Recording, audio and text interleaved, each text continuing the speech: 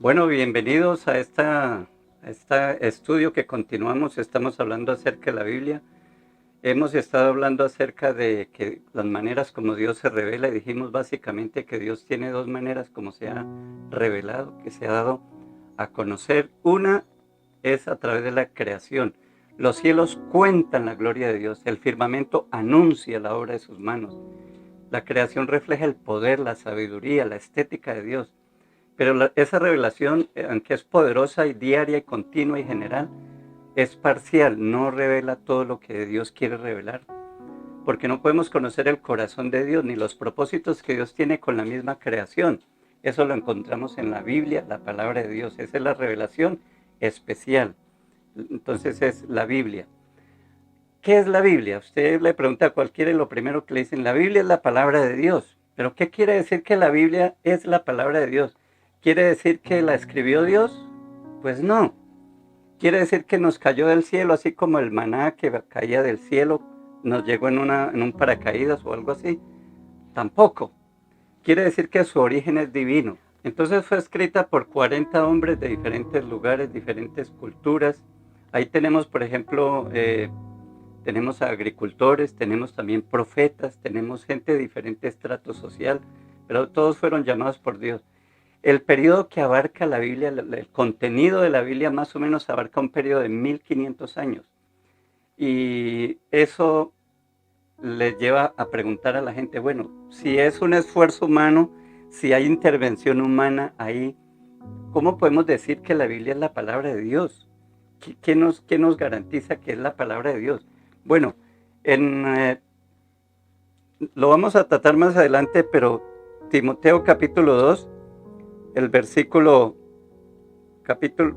segundo Timoteo 3:16 dice, toda la escritura es inspirada por Dios y útil para enseñar, para redarguir, para corregir, para instruir en justicia. Toda la escritura es inspirada por Dios. Pablo está diciendo que toda. Y cuando Pablo lo dice, todavía no se ha terminado de escribir el Nuevo Testamento. Entonces se está refiriendo principalmente al Antiguo Testamento. Dice que todo es inspirado. ¿Qué es inspirado? Inspirado literalmente es exhalado de la boca de Dios. Como usted cuando habla, yo estoy hablando ahora, estoy exhalando aire de mi boca.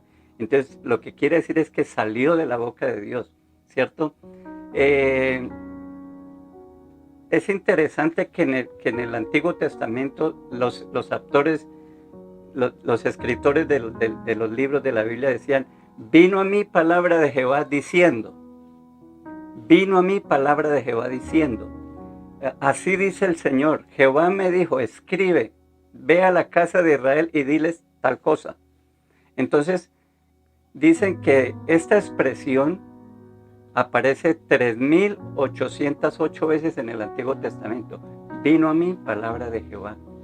Ahora, hay otro caso curioso, es que muchos de los autores del Antiguo Testamento no sabemos quién realmente lo escribió. Hay varios que no sabemos. ¿Sabe por qué?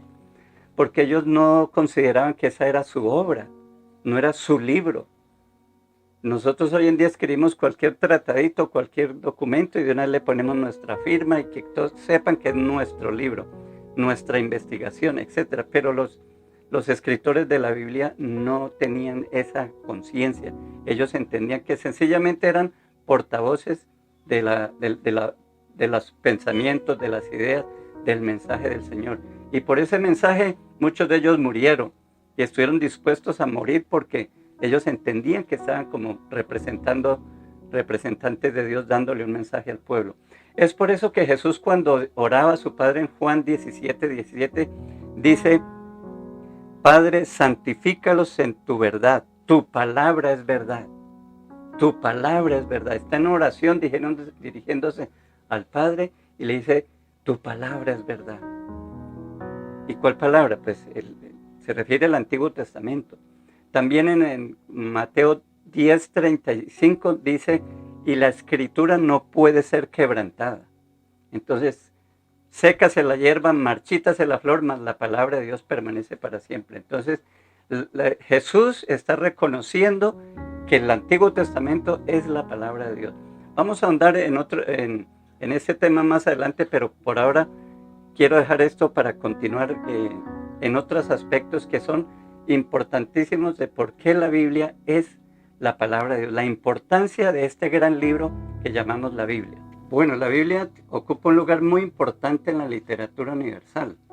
La Biblia no es el único libro viejo que hay, antiguo. Hay muchos libros antiguos y fueron muy importantes en su época, pero la Biblia es el único libro que sigue vigente. Mire, por ejemplo, tenemos los libros de Hipócrates, de Galeano, que fueron los padres de la medicina, pero nadie los va a consultar para aplicarse los remedios que ellos dicen ahí, las recetas, esas cosas ya están obsoletas.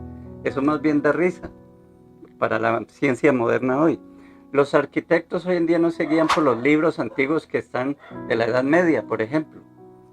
Los astrónomos no se fijan en las mediciones de Ptolomeo, ¿cierto? La astronomía que decía que la Tierra era el centro del universo y que el Sol y todos los planetas giraban. O sea, eso ya más bien da como risa. Entonces fueron libros en su época importantes, pero hoy en día es más bien como se consultan como curiosidad. Entonces, pero la Biblia sigue siendo un libro permanente, un libro, ¿qué es lo que lo hace único? Hay varias cosas. Una es que la Biblia posee una belleza intrínseca. Una belleza intrínseca es que es en sí misma, que no requiere de algo exterior, sino que en sí misma es una obra inmortal. Como literatura, tiene una belleza tremenda. Mire, por ejemplo, estos versículos. Ponme como un sello sobre tu corazón, como una marca sobre tu brazo, porque fuerte es como la muerte el amor. Las muchas aguas no podrán apagar el amor, ni lo ahogarán los ríos. Si diese un hombre todos sus bienes de su casa por este amor, de cierto lo menospreciaría, etc. La belleza que hay literaria en la Biblia es única, es única.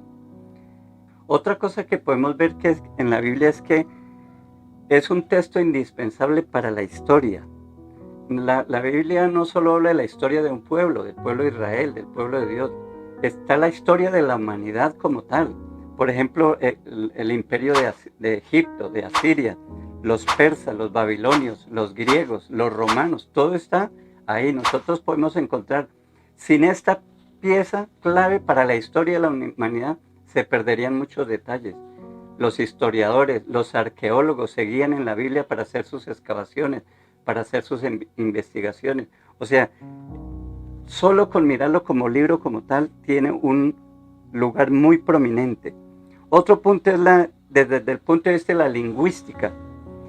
En la Biblia encontramos el hebreo supremo, el hebreo clásico, como literatura.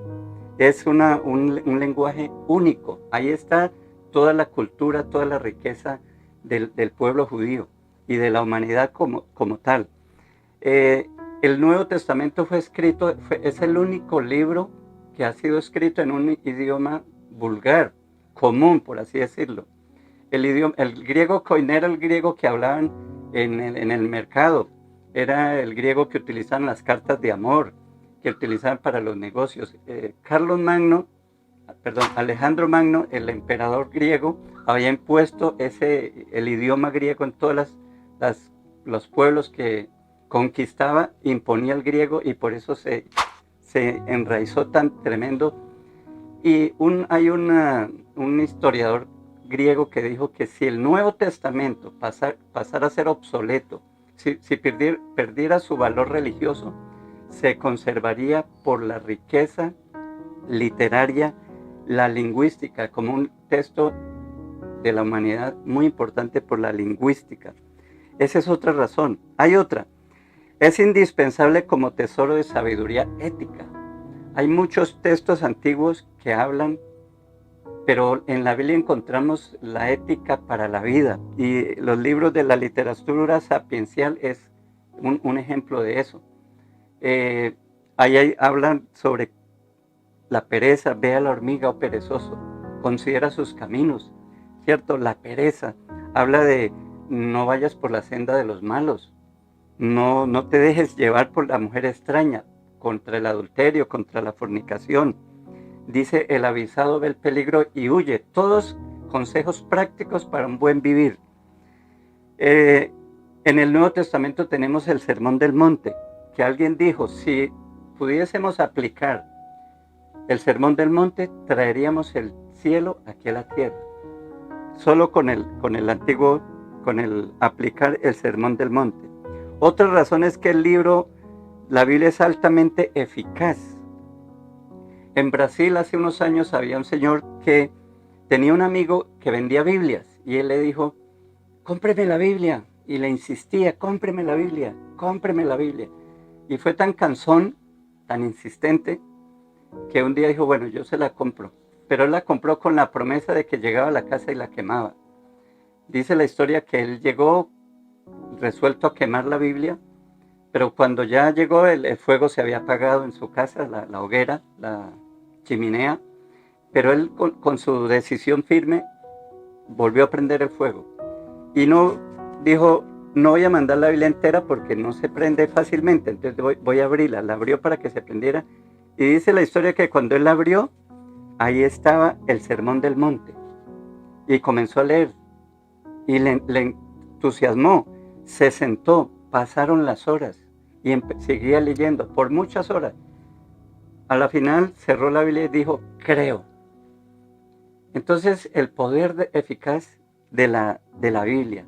Hay una historia también que cuenta un vendedor de Biblias, un colportor se llama, y dice la historia que él salía a vender Biblias y una vez lo atracaron un maleante en Nueva York y le ordenó que quemara esos libros. Él le dijo, yo se los quemo todos con mucho gusto, pero solamente permítame leer en voz alta una estrofa de cada uno. Le dijo, listo, hágale. Y él comenzó a leer.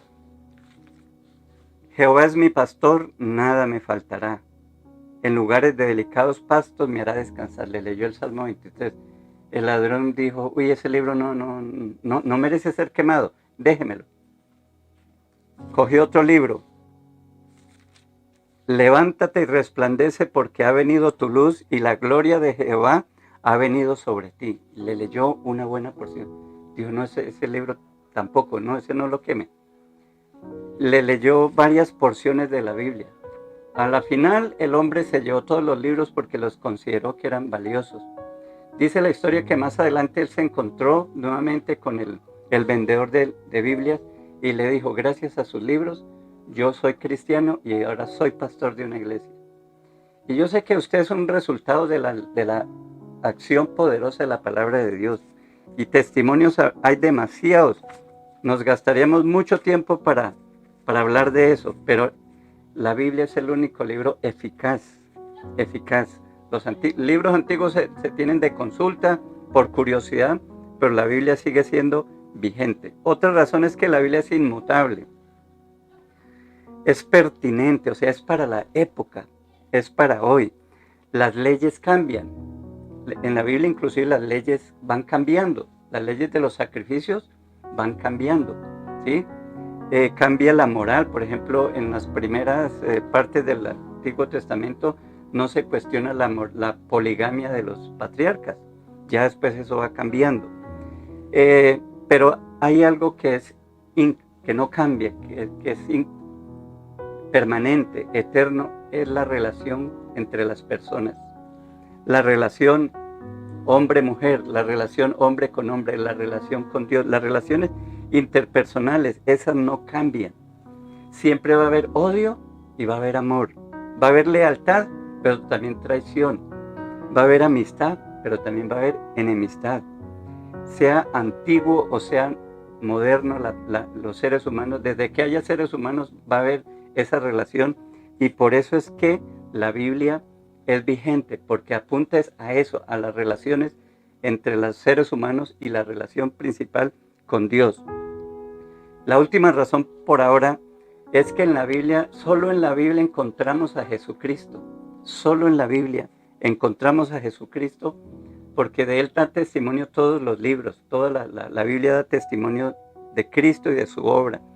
Entonces Cristo es el único que puede transformar nuestro corazón, y su mensaje nos lleva a amar al prójimo, a ayudarnos, a amarnos, a mantener una buena relación entre nosotros, pero también una buena relación con Dios. Entonces, tenemos un gran tesoro en nuestras manos, tenemos un gran tesoro y seguiremos hablando acerca de él. ¿Por qué vale la pena estudiar la Biblia? ¿Por qué vale la pena predicar la Biblia? Dios les bendiga y no se le olvide darle like y compartir. Nos vemos en la próxima cápsula.